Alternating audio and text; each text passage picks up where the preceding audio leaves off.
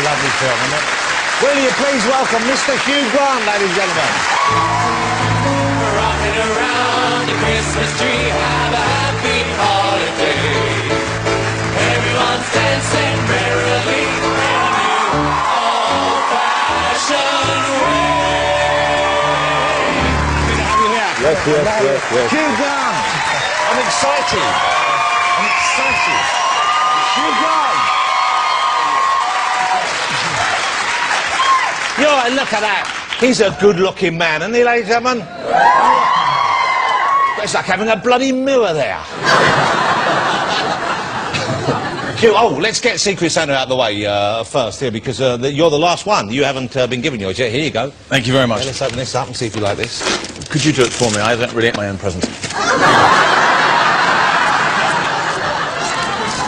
I don't know if I'm capable. I don't.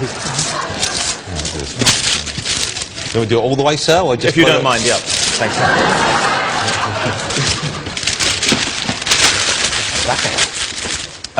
Okay, Battleship, the classic game of neighbour. Well, I like Battleship. Yes. I like that. Who got Hugh the battleships?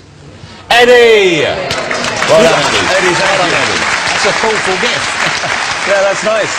I don't want to hear you re-gifted that to someone. I want to hear that you've used that and you've enjoyed it, okay? Yeah, no, definitely. So... Happy Christmas, Hugh Grant. Yeah. Are you in the Christmas mood? Do you get Christmassy early? Don't be absurd. No. Are you a man who enjoys Christmas? I suppose I used to. There must have been a time. But now, no, I genuinely avoid it. I take my old dad to a Muslim country and we sulk for 3 days. How old is your old dad?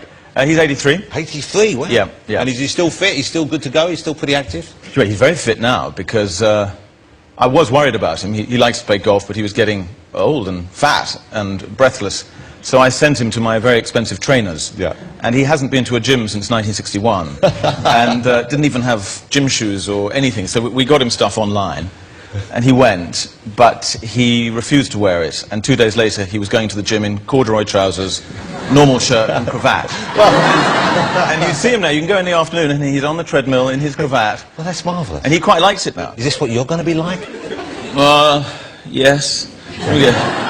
We're getting old and senile, I think. Well, how old are you now? I think I know how old I'm 49, and you're 49. We're right? both 49. Yeah. I know no one would believe it to look at us, I'm sure. But are you dreading 50? Are you going to throw a big bash, or are you going to keep it quiet? I don't know how to cope with it.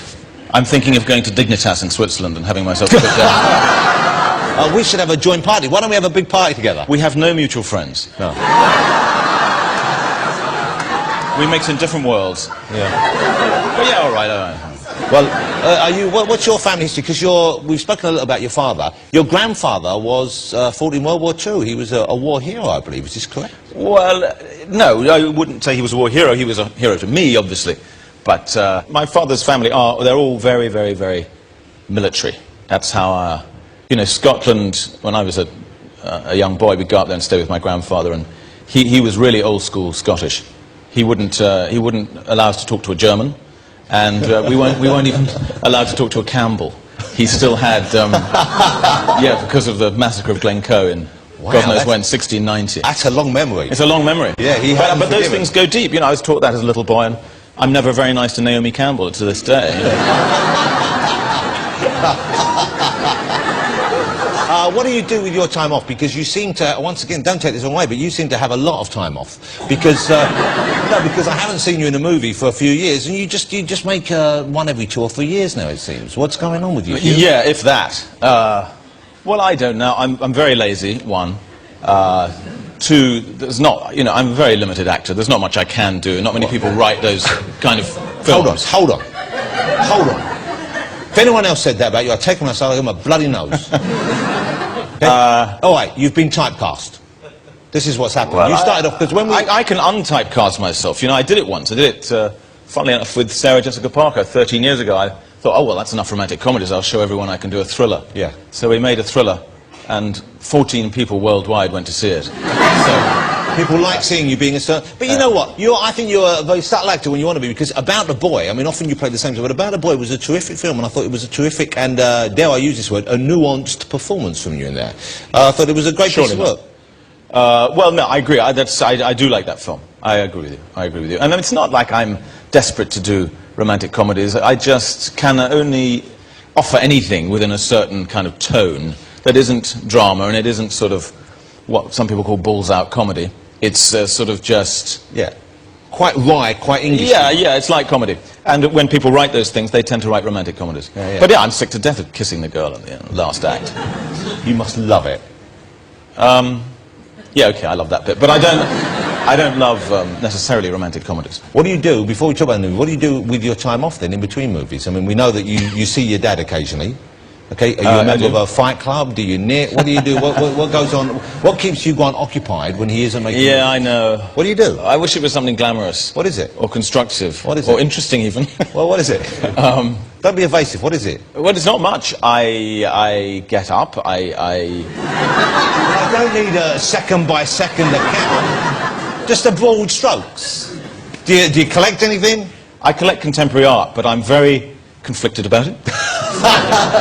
Are there things you're not conflicted? I get the feeling you're conflicted about most things. Well, maybe. But contemporary art, I really bought because I thought it would make me look young and interesting to have it on my walls. Yeah. I think it's probably all bullshit, actually, to tell you. So you've grown to think that? No, I always thought that, to be honest. So I do that, and you know, I have this golf addiction. I'm not proud of that. And did you spend a lot of money on your art? I mean, is this expensive purchases we're talking about here?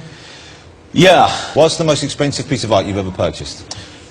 Well, you know, I had this big fluke when I bought an Andy Warhol for $2.5 million, which was the most I'd ever spent on anything. That's a fluke that you paid to it? Well, it was a fluke because it turned out 5 years later to be worth $28 million. So that was a fluke. But having said that, I've also been an idiot. I've bought lots of things at enormous prices, now worth almost nothing. Wow. Yeah. And this piece of Warhol, the fluke thing, you still got that, or did you sell it for the 28 million? No, I cashed in. Wow. Yeah. Good man. I didn't love it or anything. Okay, now, I loved, well, look, there's so many of your movies I really like, and I really like seeing on screen, genuinely. I loved the Bridget Jones movie. The first Bridget Jones movie I loved. I agree. Okay. Number 2 wasn't so good, but it was still okay. But, you know, I like seeing it. The third one, there is talk about maybe a third one. I've heard nothing. I've heard nothing except from journalists and people who interview me. Seriously? Yeah, nothing from any of the producers. I thought they were making one. I don't think so. I think that's some crazy tabloid rumour. Let's have a look at a clip.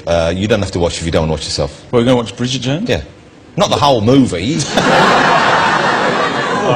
Talk about bigging yourself up. Yeah, we're going to watch all your movies, all right? Well, I didn't enjoy the Love Actually one very much. You don't like Love Actually? I love No, Love I like the Actually. film. I just don't like me anymore. You don't like... I remember talking to the director of that movie, okay, and Richard Curtis, great man, and he said the day you're looking a bit panicked now, and he said the day you were filming the point, he said, well, you had to jump, he said, you were in a foul mood. Foul. You said you were in a foul mood, you really didn't want to do it.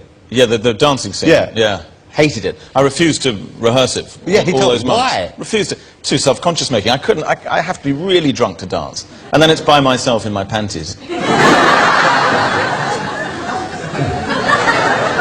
Can't wait for Bridget Jones 3 then.